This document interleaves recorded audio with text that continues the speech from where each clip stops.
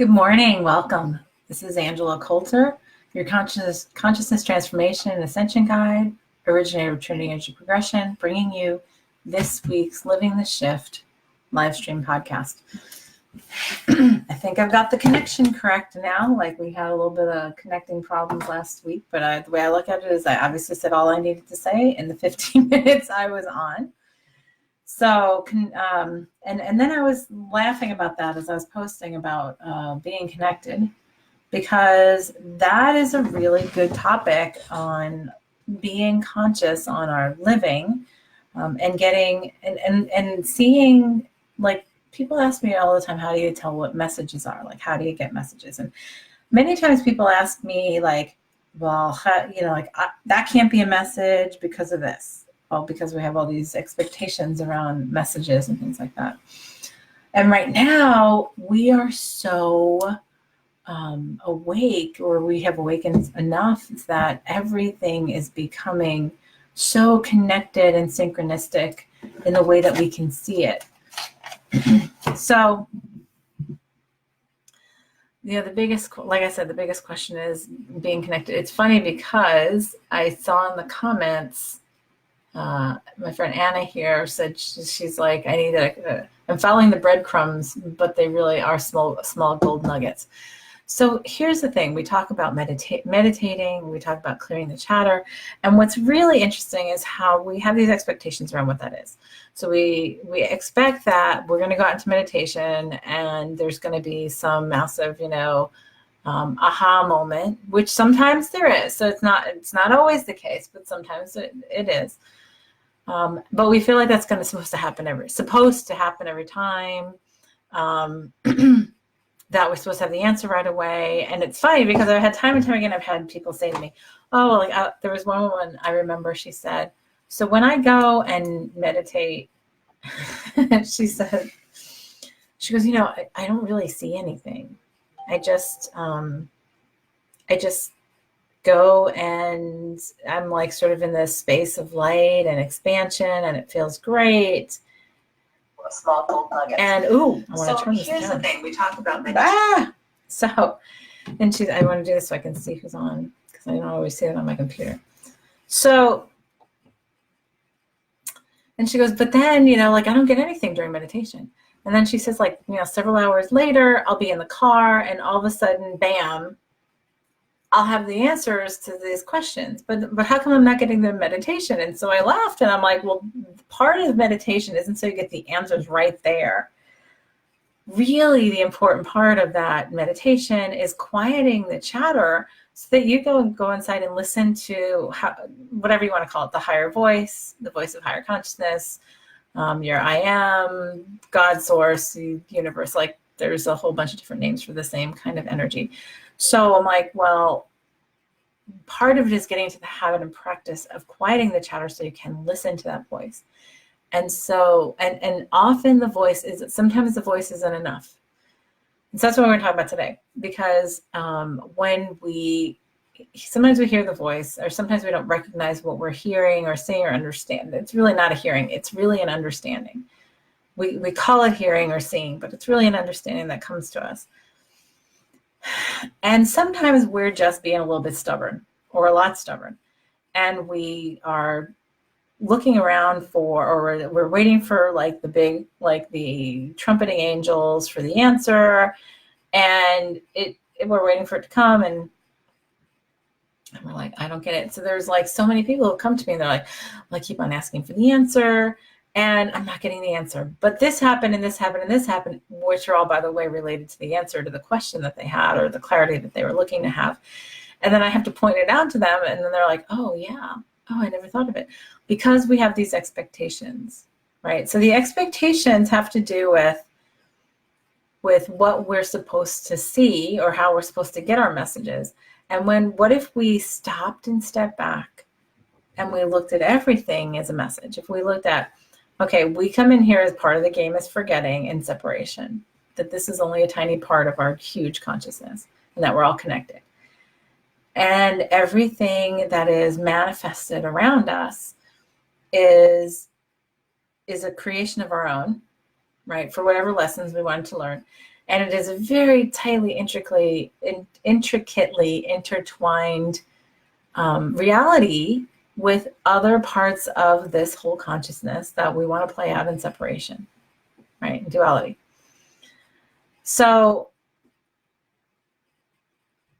to sometimes, and we know that, oh, well, because in the separation, I'm going to forget this, or I'm going to have to see things this way, or I'm going to choose this. And there's only this moment. So we look at the big picture, like, oh, and to get here and to finish this lesson is to take sort of this path, or to remind myself this, or to bring this situation, this event, this message in front of me dead center, so that I can't look away finally, or I'll give myself a series of gold nuggets, as my friend wrote, so that I can finally remember or find my way back, sort of like Hansel and Gretel with the crumbs, right? Or the rocks, or however you want to look at it. To say, okay, so find my way to where it was that I was going, or know that I was going from the higher perspective before I was even embodied. And from outside that separation consciousness. So it's often this,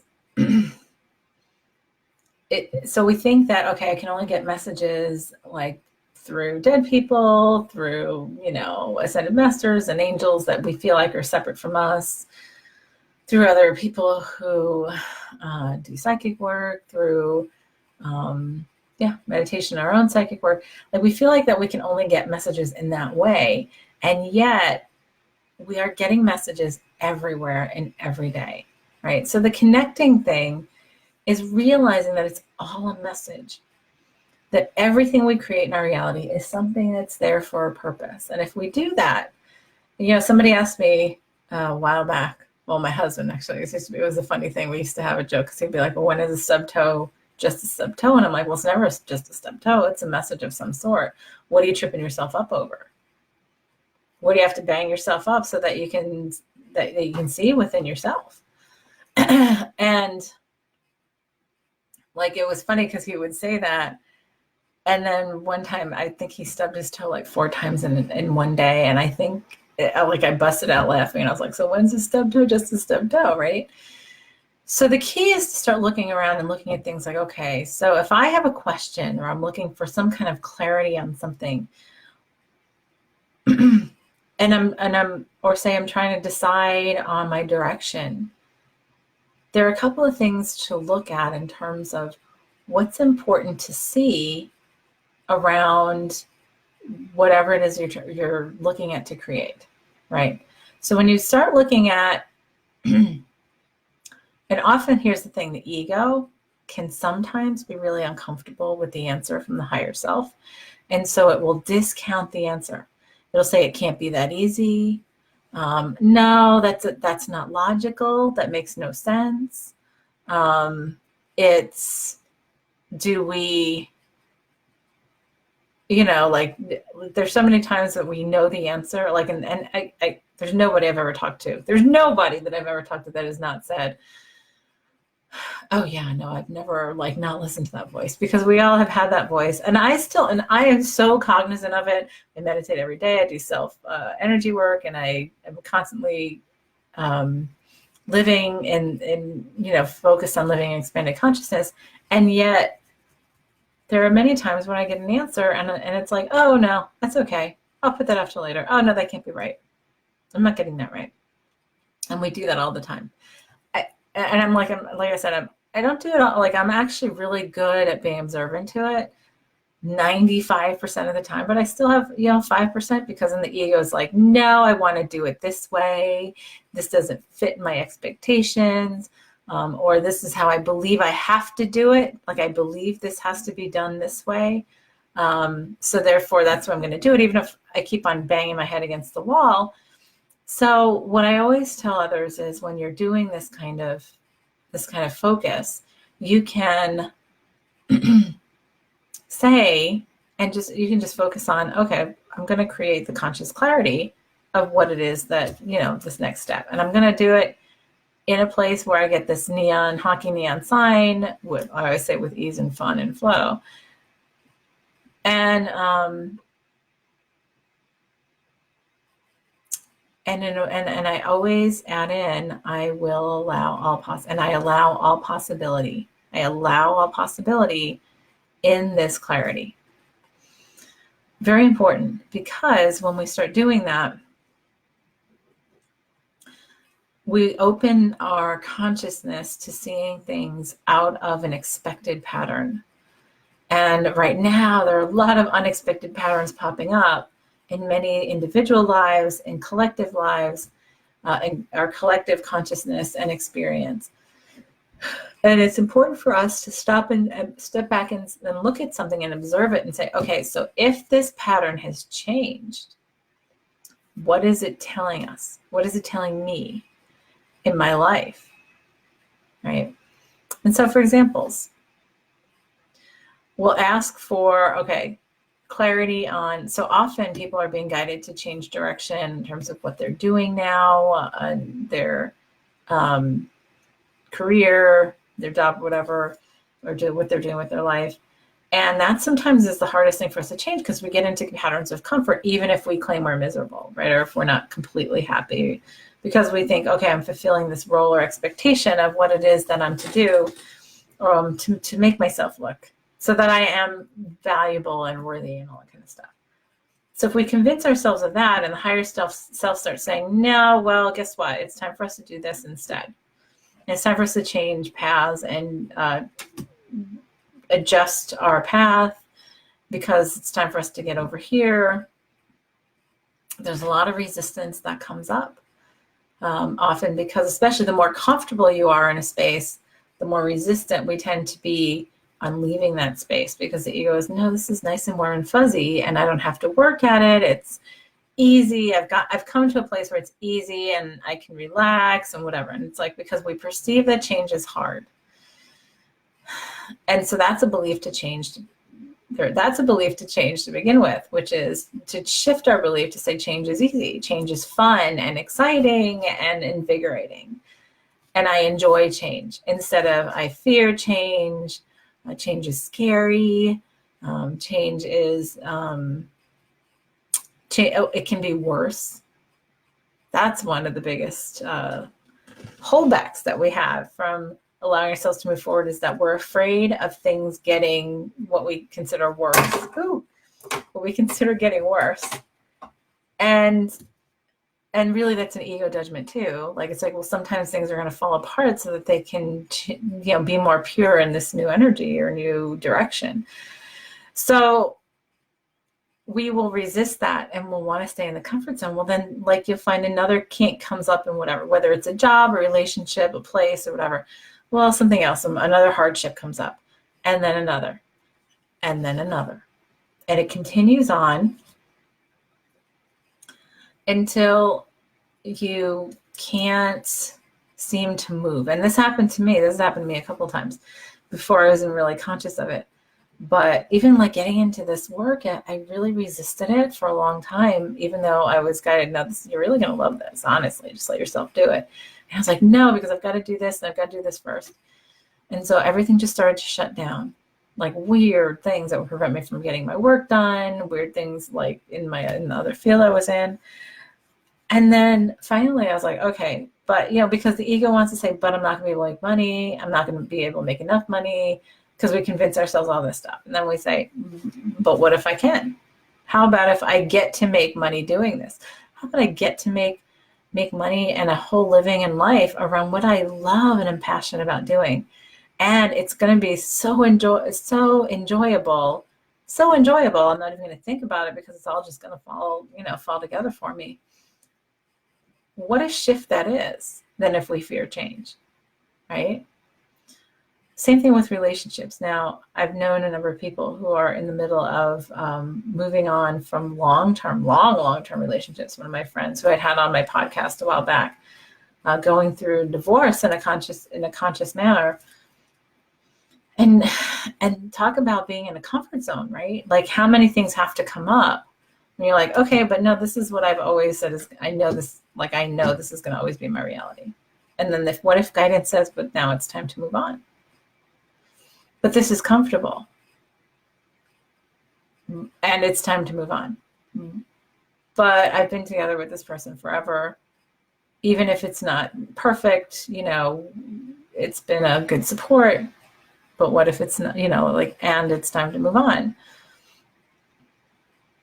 What if you allowed yourself to have a great, phenomenal, exciting, magnificent experience instead of it just, okay, it's comfortable. And instead of saying, well, it could be worse, how about it could be better? It could be even better. So what we do in connection is often because it's uncomfortable to us, we disconnect. We stop listening. And then what happens is things like messages start coming across and say, you can't connect with somebody. What if, how about people that you're trying to connect with and you can't seem to sync up, right? Sometimes you have to get in the same vibrational range to sync up. And when you start talking in vibration, sometimes it's just and sometimes it's just not even important anymore. Sometimes it's time to move on. And so it's important to look at so last week, right? I lost the internet right in the middle of my podcast. It was smack dab in the middle, it was 15 minutes in. And I tried even getting on and picking it up and continuing on, and it would just not connect. And I was like, well, obviously I finished the topic for the week, so I'm just going to leave it at that. It's like, do we leave it and walk away, or do we fight to continue on? Sometimes it prompts us to do something else that pushes us in a different direction. So there's a lot of things to think, not to think about, but to be aware of and to be conscious of, and watching all these other things around what am I not connecting to? What am I not allowing because it's uncomfortable for me? And yes, a long-term relationship is uncomfortable to leave, no matter how uncomfortable the relationship is. And there's a lot of stuff to disconnect and to disentangle. And so the ego perceives that to be harder than if you just stayed and put up with it, right? And accepted it. So then that's a decision to make. But eventually the higher self will be like, okay, so we're going to try this now. And this might happen to break up and resolve the situation so that you can move on. Since you're not doing it willingly, it's going to happen for us. That's when we get into accidents. That's when people die, or you get laid off, or something really out of nowhere, brings an explosion of change. And then you have to ride that wave, right? When we have not accepted it. So really, it's all about allowing change and allowing ourselves to trust and allow all possibilities, because a lot of times we get in our minds, well, no, I have to have this kind of job, or for me to make this kind of money, or for me to make a living, or me to support my kids, I have to have this kind of job. I have to have this kind of, paycheck. And so many don't do the work of their heart, or don't find a way to do the work of their heart because they are afraid they cannot make money doing it. And yet I see time and time again, when someone commits to themselves and allows themselves to be passionate about what they do and to make their passion what they do, it doesn't matter in what form they do it, that whatever they choose to do it in is a phenomenal, it's a phenomenal experience. So, whether you embrace that part of yourself, and when you embrace that part of yourself, it's going to come out in anything you do, and say, okay, I commit this to myself because I'm worth it. And if we allow that to happen, we allow it to form around us. We allow it to come to being without us trying to dictate how that looks, which, by the way, limits us on how it's created. And that's where the disconnection happens. So if you feel like something's not right, if you feel like it's just no matter what you're trying in a certain direction, it's not working, the key is to come back inside and ask yourself, what am I not allowing for this direction to happen? And is this truly the direction for me to take? Those are two questions to always ask ourselves if we're getting one one blockage after another. Like, I also know people who then question, like, they follow the guidance and then they're like, okay, well, this is good, but it's not what I expected it. And I'm like, but that's just a step in the path, right? We're continuously evolving and remembering in a bigger fashion. So what's really important is to allow every step to be present, right? To be present with every step, to be where you are in fullness, and to accept the possibilities as you are as you're creating, without judgment, without preconditioned expectation to say, oh, okay, well, this could manifest this way. Like a great artist that I know, like, loves her art, was looking for years in a way to really express her art and be able to do it all the time. Well, and then push came to shove, and she's like, well, the reality is I've right now, like, she had sort of an emergent situation of like, okay, I need to shift directions. I actually am going to look for a job right now. And she ended up, like, she sells furniture for a large furniture company, but she went to it when she decided to do it from the place of being the artist, and from the place of filling her life with art and color and beauty and love. And so she goes to that job with that energy and says, you know what? I see somebody decorating their home with furniture is allowing them to bring their heart out and their art and their expression. And so when you come to it from that perspective, she is practicing that and helping others practice that for themselves. And she loves it.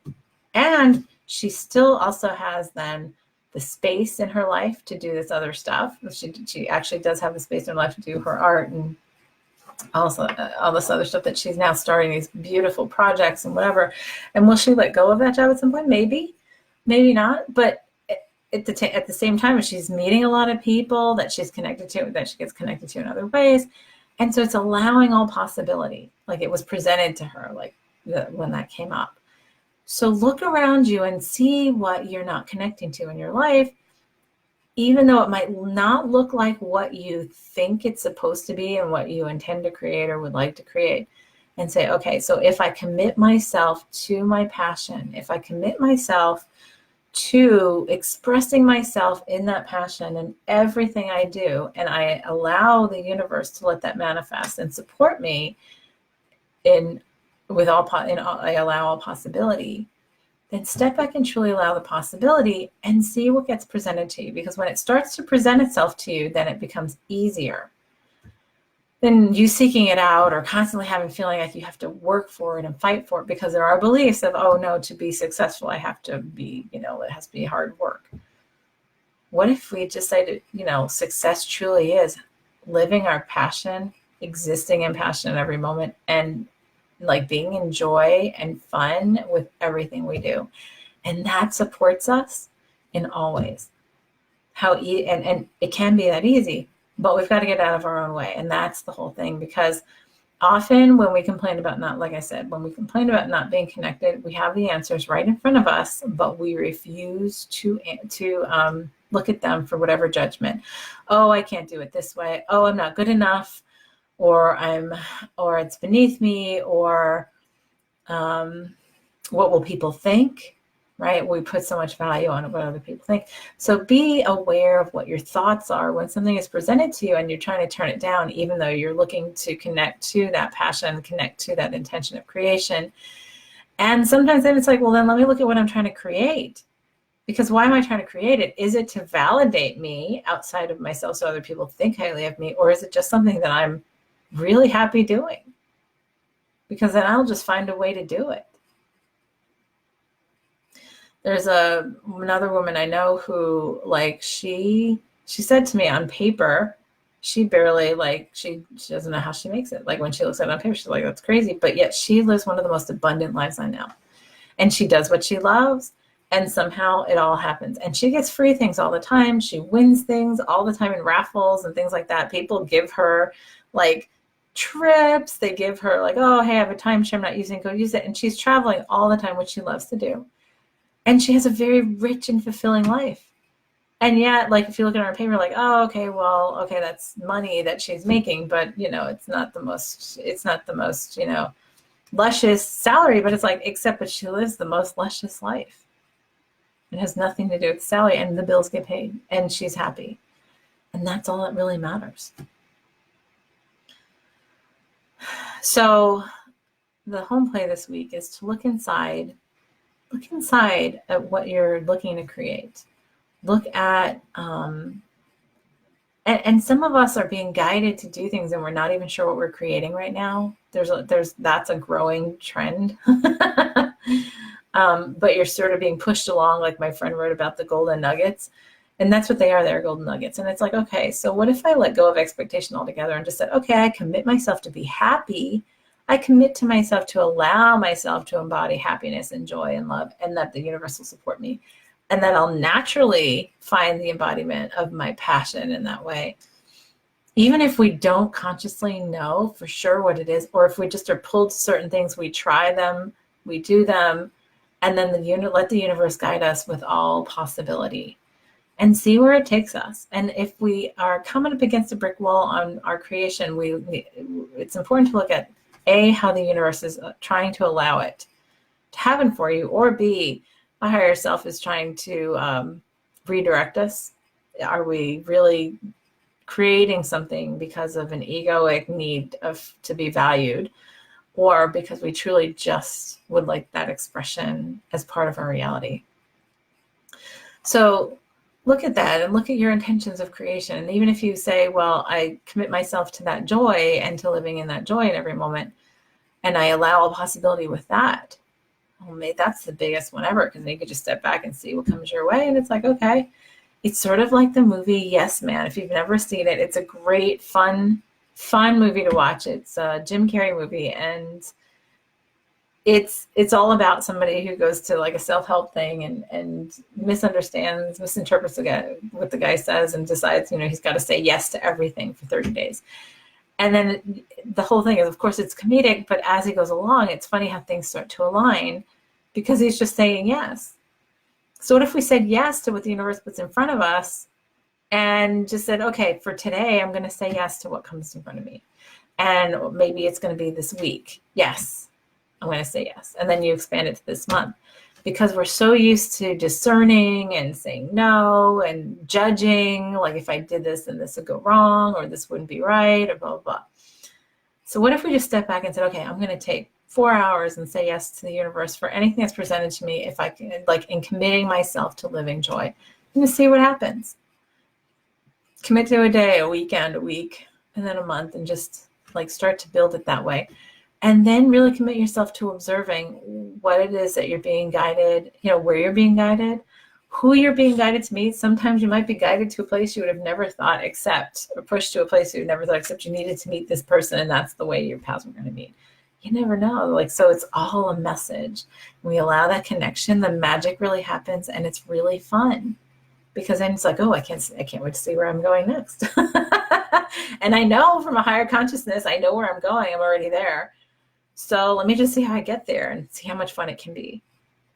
And when we change that perspective, then it stops being scary change and it starts being something to look forward to and be like, oh, this is like fun anticipation of what this can be. So try that out and play with that. Thank you for joining me, and we'll see what happens next week. Have a great one. We'll see you next time. This is Angela Coulter signing out with this week's Living the Shift. Have a great day.